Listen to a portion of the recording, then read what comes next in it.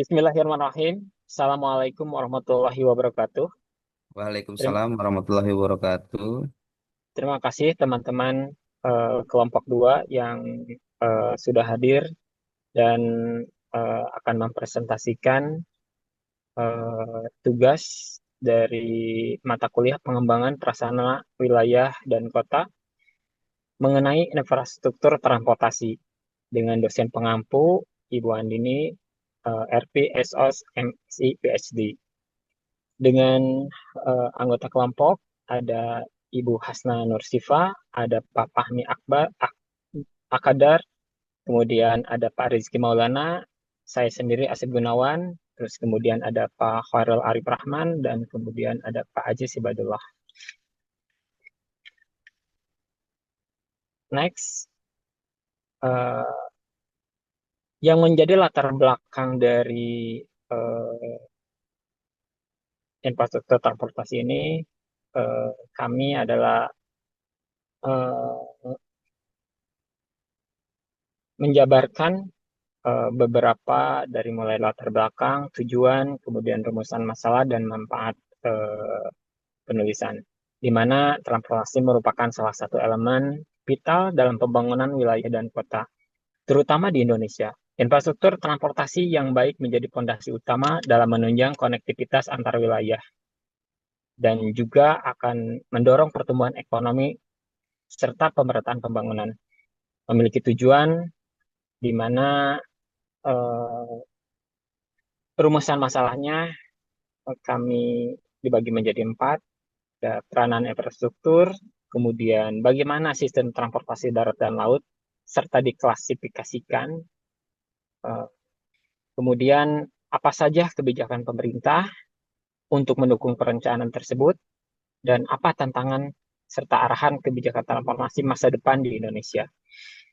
Tujuan penulisan ini diantaranya menjelaskan peranan strategis infrastruktur transportasi dalam pembangunan wilayah dan kota, kemudian menguraikan sistem transportasi darat dan laut beserta klasifikasinya, kemudian mengidentifikasi kebijakan pemerintah, dan menganalisis tantangan serta memberikan gambaran kebijakan transportasi ke depan. Manfaat penulisan ini pertama menambah wawasan akademik mengenai pentingnya infrastruktur, kedua menjadi referensi bagi mahasiswa, akademisi, dan pemangku kebijakan, dan ketiga memberikan pemahaman terhadap dinamika kebijakan transportasi. Dan untuk selanjutnya akan disampaikan oleh Bu Sipa. Silakan waktu dan tempat. Terima kasih. Pada kesempatan ini saya akan membahas mengenai definisi infratransportasi yang dimana kita mengambil kesimpulan infrastruktur transportasi adalah seluruh sarana fisik dan sistem pendukung yang dibutuhkan untuk menjamin kelancaran, efisiensi, dan juga keselamatan pergerakan orang dan barang menurut Kementerian Perhubungan tahun 2005. Jadi pada kesimpulannya infrastruktur transportasi adalah segala bentuk prasarana yang mendukung mobilitas manusia, barang, dan jasa dari satu tempat ke tempat lain atau untuk memindahkan manusia dan juga barang. Hal ini juga mencakup dengan relate-nya dengan jalan raya, kereta api, pelabuhan, bandara, terminal, jembatan, dan juga moda transportasi umum seperti bus dan kereta. Hal ini juga mencakup jaringan pemindahan barang dan juga logistik. Next. Slide selanjutnya, Pak. Baik, adapun di sini ada peran infratransportasi yang dimana dalam pembangunan wilayah dan kota, infrastruktur transportasi ini memiliki peran strategis sebagai konektivitas. Tanpa sistem transportasi yang memadai, interaksi antar wilayah akan terhambat sehingga menghambat pertumbuhan wilayah ekonomi secara keseluruhan. Adapun poin-poin yang saya ambil dari kesempatan ini, yang pertama, peran infratransportasi untuk menghubungkan pusat kegiatan. Infrastruktur ini berperan sebagai penghubung antara berbagai pusat aktivitas seperti kawasan industri, permukiman, dan perdagangan. Dengan adanya jalan raya, rel kereta api, pelabuhan, atau bandara yang memadai, mobilitas tenaga kerja, distribusi barang, dan juga akses layanan akan menjadi lebih cepat dan juga efisien. Ini juga menciptakan ekosistem ekonomi yang saling mendukung. Pada poin kedua, ada mendorong pembukaan wilayah baru. Jalan akses transportasi membuka peluang pemanfaatan lahan-lahan yang sebelumnya terisolasi, yang dimana wilayah-wilayah sebelumnya sulit dijangkau kini bisa dikembangkan untuk pertanian, industri, atau permukiman baru yang menjadi strategi pemerataan pembangunan antar wilayah, terutama di daerah pinggiran atau di pedesaan. Yang ketiga, ada meningkatkan aksesibilitas dan efisiensi logistik. Sistem transportasi yang baik akan mengurunkan biaya logistik, yang dimana akan mempercepat pengiriman barang dan juga membutuhkan akses ke pasar. Hal ini juga penting untuk daya saing kota atau wilayah, terutama dalam menarik investasi. Semakin efisien logistiknya, semakin juga besar peluang pertumbuhan ekonominya. Dan yang terakhir ada meningkatkan pertumbuhan dan kota. Infrastruktur transportasi ini juga membentuk struktur ruang kota, yang dimana jalur transportasi utama sering menjadi koridor pertumbuhan ekonomi dan digunakan. Memengaruhi lokasi pusat bisnis, kawasan industri, hingga pola permukiman. Oleh karena itu, perencanaan transportasi ini harus selaras dengan rencana tata ruang agar pertumbuhan ekonomi berjalan dengan tertib dan juga berkelanjutan. Next. Pada slide selanjutnya, ada keterkaitan transportasi dengan pertumbuhan ekonomi, sosial, kota, serta wilayah. Transportasi ini berperan sebagai pilar utama dalam mendorong pertumbuhan ekonomi dan sosial. Hubungan antara transportasi dan ekonomi terlihat pada peningkatan produktivitas karena distribusi barang dan jasa menjadi lebih cepat dan murah. Dari aspek sosial, transportasi ini membuka akses masyarakat terhadap fasilitas pendidikan, kesehatan, dan pekerjaan, sehingga memperkecil kesenjangan sosial antar wilayah. Transportasi ini berperan sebagai pilar utama dalam mendorong pertumbuhan ekonomi dan juga sosial. Dan pada slide selanjutnya akan saya jelaskan sedikit analogi sederhananya. Next, Pak. Adapun di sini gambar sederhana yang dimana menganalogikan bahwa akan mengirimkan logistik dari titik A ke D. Dari titik A ini tidak memiliki pelabuhan, yang dimana pengiriman ini harus melalui jalur darat dari A ke B. Lalu karena ini adalah pelabuhan terdekat dari titik A. Dari titik B kapal harus berlabuh ke titik C dikarenakan di titik D tidak ada pelabuhan besar. Dari titik C, logistik harus dikirimkan ke titik D melalui kapal kecil atau kapal domestik. Karena ya pelabuhan titik D tidak bisa menampung kapal besar. Lalu dari titik D, barang bisa didistribusikan di daerah mereka. Bisa kita pikirkan bagaimana dan berapa biaya logistik yang harus keluar dengan moda transportasi melalui truk, pelabuhan, kapal kecil, dan juga area. Maka dari itu, transportasi sangat menunjang pertumbuhan ekonomi yang sangat signifikan. Dan juga bisa dibayangkan bagaimana jika dari titik E ingin mengirimkan logistik ke titik F, dan berapa kali transit yang harus dilakukan, terutama pengiriman kepada luar pulau. Dan juga begitulah masih adanya wilayah tertinggal yang ada di peraturan Presiden 62 wilayah tertinggal, dikarenakan inflasi harga yang sangat mahal dan naik. Pada aspek sosial di titik D ini ada ketimpangan pelayanan publik, yang dimana warga titik D ini sulit akan mendapatkan akses ke bahan pokok, obat-obatan, dan juga kebutuhan penting lainnya karena keterlambatan distribusi. Dari titik A, B, C, dan D itu akan memakan waktu yang sangat lama, belum bongkar muat dan juga pengiriman lainnya.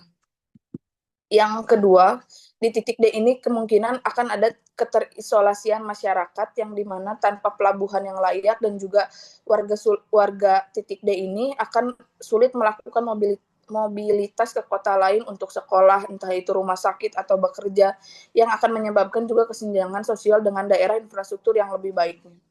Yang ketiga, ada kemungkinan migrasi penduduk dan karena kurangnya akses dan keterbatasan peluang ekonomi, masyarakat cenderung bermigrasi ke pusat kota yang menyebabkan urbanisasi tidak seimbang. Dimungkinkan dari titik D ini adalah wilayah terdekatnya yaitu wilayah C, dan di sini akan menjadikan ketidakseimbangan urbanisasi atau migrasi penduduk. Yang keempat, ada pembangunan sosial yang tidak merata. Dari hal di atas ini, titik D tertinggal dalam hal kualitas pendidikan, kesehatan, infrastruktur dasar yang seharusnya bisa dicapai dengan sistem transportasi yang terintegrasi. Jadi pada kesimpulannya, transportasi ini berperan penting dalam pembangunan wilayah dan kota, di mana efisiensi ini bukan hanya menghambat ekonomi lokal, tetapi juga bisa memperlebar kesenjangan sosial dan juga wilayah. Maka dari itu pembangunan infrastruktur ini, pelabuhan dan juga transportasi darat serta konektivitas antar wilayah itu penting untuk pemerataan pembangunannya. Sekian dari saya, dilanjutkan oleh Pak.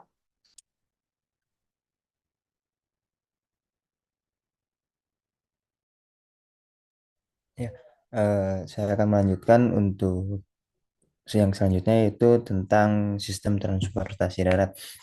Nah, apa sih sistem transportasi darat ini? Nah, sistem transportasi darat merupakan bagian yang penting dari infrastruktur yang dapat menunjang mobilitas manusia dan distribusi barang. Nah, di sistem ini juga memiliki beberapa klasifikasi, antara lain ada berupa jalan, ada jalan juga, ada beberapa bagiannya juga dari arteri, kolektor, lokal maupun lingkungan. Nah, untuk arteri sendiri ini untuk melayani angkutan utama dengan ciri perjalanan jarak jauh dan kecepatannya yang sangat tinggi saat berkendara. Nah, dan untuk kolektornya yaitu adalah penghubung jalan lokal dengan jalan arteri melayani perjalanan jarak yang sedang. Nah, untuk lokal itu melayani angkutan setempat dengan perjalanan jarak dekat dan kecepatan rendah. Untuk jalan lingkungan melayani angkutan dalam lingkungan permukiman dengan kecepatan yang sangat rendah. Dan juga untuk moda transportasi yaitu ada angkutan jalan, angkutan rel. Nah, angkutan jalan ini biasanya terdiri yang melewatinya berupa bus, angkot, taksi, ojek online, ataupun kendaraan yang sejenisnya. Dan untuk angkutan rel itu berupa kereta api, KRL, LRT, MRT. Dan juga untuk terminalnya itu ada dibagi dua klasifikasinya. Nah, untuk terminal tipe A melayani kendaraan umum untuk angkutan antar kota, antar provinsi, atau yang sering disebut dengan AKAP. Untuk tipe B melayani kendaraan umum untuk angkutan antar kota dalam provinsi atau AKDP. Untuk terminal tipe C itu melayani kendaraan umum untuk angkutan dalam kota. Nah, selanjutnya juga ada stasiun. Stasiun ini ada stasiun antar kota, komuter lain, ataupun stasiun LRT atau MRT. Untuk kereta api antar kota, contohnya ada stasiun Gambir, stasiun Tugu Yogyakarta, dan untuk stasiun komuter atau kota, contohnya berupa stasiun Manggarai, stasiun Sudirman, dan untuk LRT MRT untuk stasiun transportasi perkotaan cepat berbasis rel. Nah, untuk haltenya, halte sendiri merupakan tempat pemberhentian kendaraan umum untuk menaikkan dan menurunkan penumpang. Biasanya tanpa fasilitas lengkap seperti terminal gitu. Nah, untuk klasifikasinya itu ada dua, ada untuk yang reguler dan juga BRT atau bus rapid transit. Untuk reguler umumnya berupa tempat berteduh kecil seperti yang ada di pinggir jalan.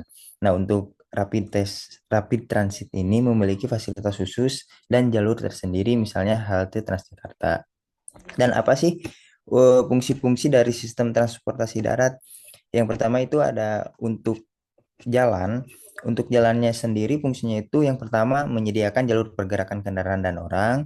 Yang kedua menghubungkan wilayah dan mendukung aktivitas ekonomi, sosial dan budaya. Yang ketiga mendukung pengembangan wilayah dan pertumbuhan kota.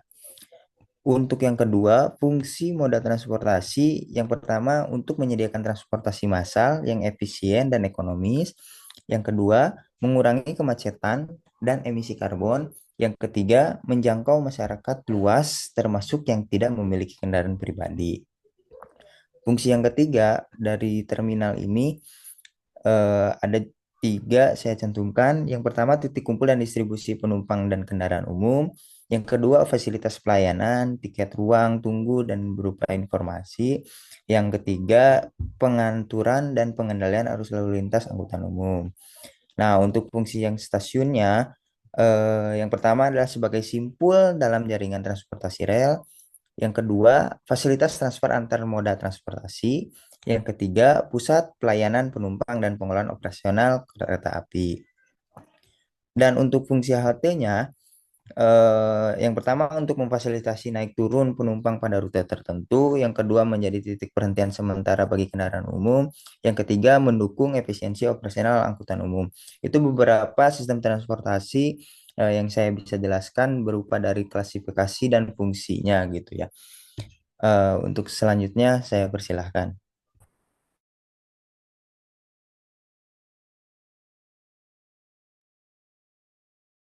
Terima kasih Pak Rizky. Selanjutnya tentang sistem transportasi laut. Transportasi laut merupakan komponen vital dalam sistem transportasi nasional, terutama bagi negara kepulauan seperti Indonesia. Klasifikasi transportasi laut dapat dilihat dari beberapa sudut pandang, seperti dari fungsi layannya. Berdasarkan fungsi layanan, transportasi laut berfungsi untuk angkutan barang, melayani pengiriman berbagai jenis barang, baik dalam kontainer maupun dalam bentuk muatan curah. Yang kedua adalah fungsi sebagai angkutan penumpang. Digunakan untuk mobilitas manusia antar pulau atau daerah pesisir. Tipe kapalnya seperti kapal feri dan kapal cepat feri untuk penumpang. Yang ketiga adalah fungsi angkutan kendaraan atau roro. Memungkinkan kendaraan masuk dan keluar kapal dengan mudah. Selanjutnya ada fungsi untuk angkutan multimoda, kombinasi antara transportasi laut dan moda lainnya. Selanjutnya adalah pelabuhan. Pelabuhan adalah simpul strategis dalam sistem transportasi laut. Ia menjadi titik temu antara moda laut dan darat, serta berperan penting dalam mendukung kegiatan ekonomi, perdagangan, logistik, dan pemetaan pembangunan wilayah. Fungsinya adalah fungsi ekonomi. Pelabuhan menjadi pusat distribusi barang dan jasa. Fungsi transportasi berperan sebagai terminal antar moda. Dan tiga adalah fungsi sosial dan konektivitas, dapat meningkatkan akses wilayah terpencil, mendukung mobilitas antar wilayah, serta menjadi bagian dari sistem transportasi. Serta ada fungsi pertahanan dan keamanan, digunakan sebagai titik strategis pengawasan laut, serta mendukung fungsi dan paben dan imigrasi. Selanjutnya adalah fungsi untuk pariwisata sebagai akses utama menuju dinasti wisata seperti pelabuhan kapal dan lain-lain. Selanjutnya adalah dermaga. Dermaga adalah bagian dari pelabuhan tempat kapal bersandar untuk melakukan kegiatan bongkar muat barang dan naik turun penumpang. Dermaga menjadi fasilitas utama yang menghubungkan kapal dengan fasilitas pelabuhan dari darat. Fungsi dermaganya adalah tempat sandar kapal, untuk fasilitas transfer muatan dari kapal darat dan sebaliknya, untuk pendukung kelancaran logistik, dan jenis-jenisnya dermaga ada dermaga tetap, apung, curah, dan kontainer. Selanjutnya adalah gudang. Gudang merupakan fasilitas pelabuhan untuk penyimpanan sementara barang yang baru datang atau dikirim sebagai bagian proses distribusi dalam rantai logistik. Fungsi utama gudang adalah untuk menyimpan barang sementara sebelum didistribusikan dan menjadi pusat pengendalian logistik dan untuk mendukung layanan logistik terpadu. Jenis gudang ada gudang umum untuk semua jenis barang, gudang kontainer, dan gudang pendinginan.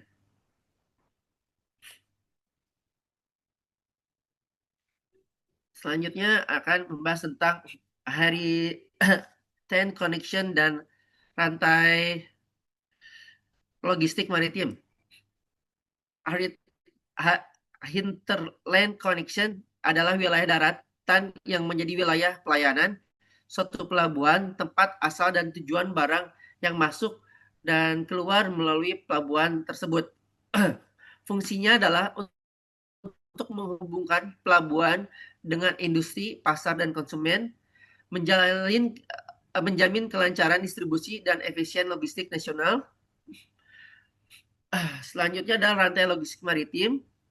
Rantai logistik maritim adalah seluruh rangkaian atau proses distribusi barang dari produsen ke konsumen melalui moda transportasi laut yang melibatkan pelabuhan kapal, gudang, transportasi darat. Yang berfungsi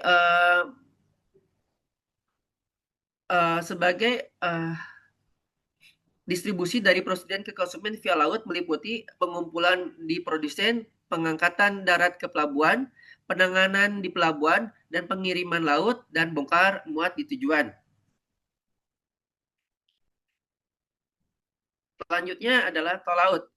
Tol laut adalah program pemerintah Indonesia untuk menyediakan kapal logistik dengan rute tetap dan terjadwal guna menurunkan biaya logistik dan dapat meningkatkan konektivitas antar wilayah, khususnya Indonesia bagian timur. Tujuannya untuk menurunkan disparitas harga barang pokok antar wilayah, menjamin ketersediaan barang di daerah terpencil, menjaga pengungkit pertumbuhan ekonomi kawasan timur. Dampak positifnya meningkatkan volume ekspor daerah tertinggal dan pemerataan pembangunan infrastruktur dan logistik. Selanjutnya akan dibahas oleh rekan saya, silakan. Baik, terima kasih.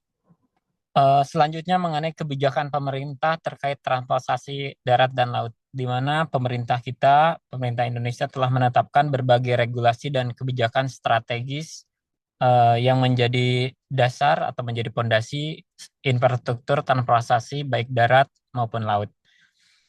Ada beberapa kebijakan, diantaranya pertama kebijakan pengembangan transportasi darat, yang kedua adalah kebijakan pengembangan transportasi laut, di mana kebijakan transportasi darat diantaranya pertama pengembangan angkutan massal perkotaan melalui integrasi sistem MRT, LRT, BRT, dan angkot berbasis aplikasi guna mengurangi kemacetan dan emisi. Terus kemudian ada juga pembangunan dan peningkatan jaringan jalan nasional.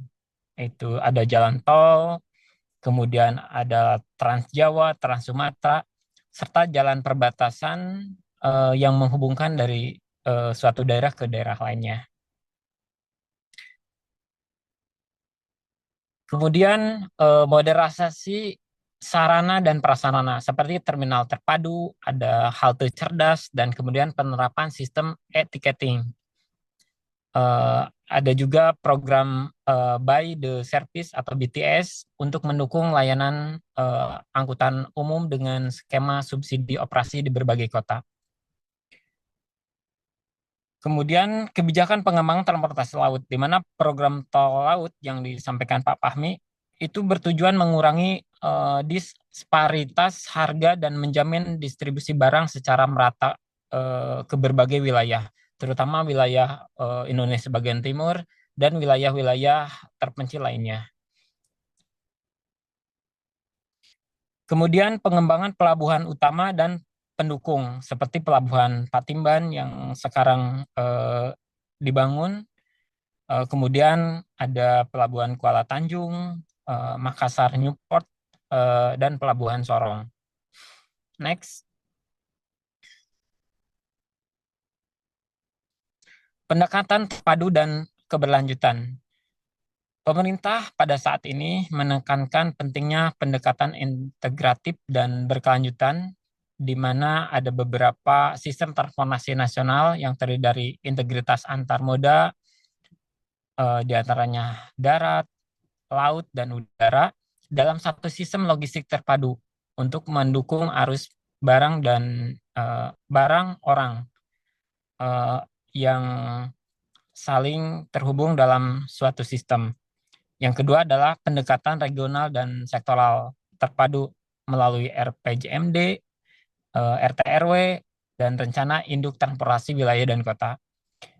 Kemudian penerapan transportasi ramah lingkungan seperti kendaraan listrik atau EV, dan kemudian ada kapal berbasis energi alternatif.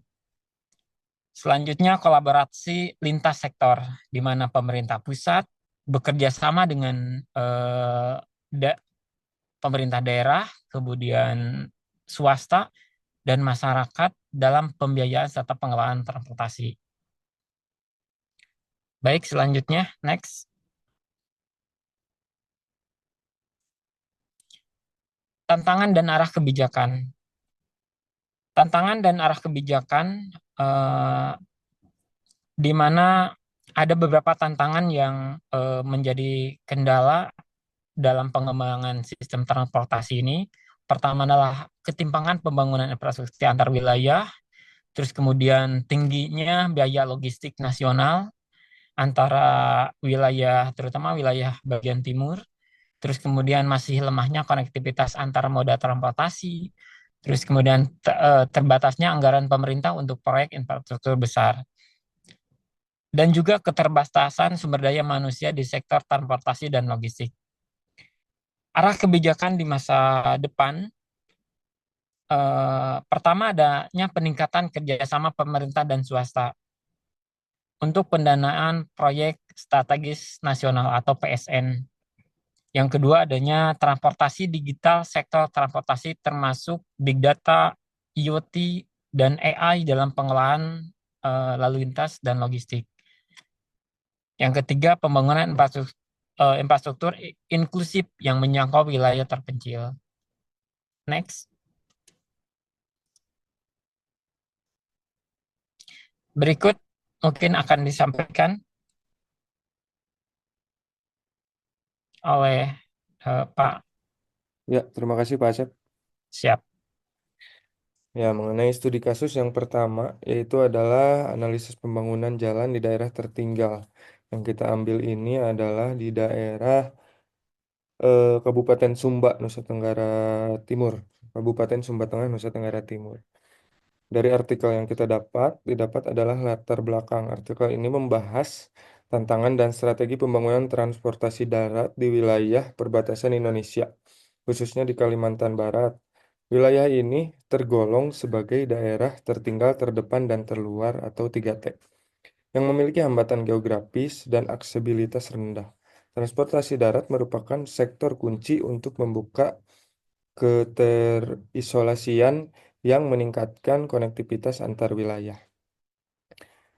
Lalu ada metodologi penelitian, pendekatan kualitatif, deskriptif dengan studi lapangan, wawancara mendalam dengan stakeholder terkait atau Kementerian PUPR, pemerintah daerah, dan masyarakat lokal, serta analisis dokumen perencanaan pembangunan nasional dan daerah.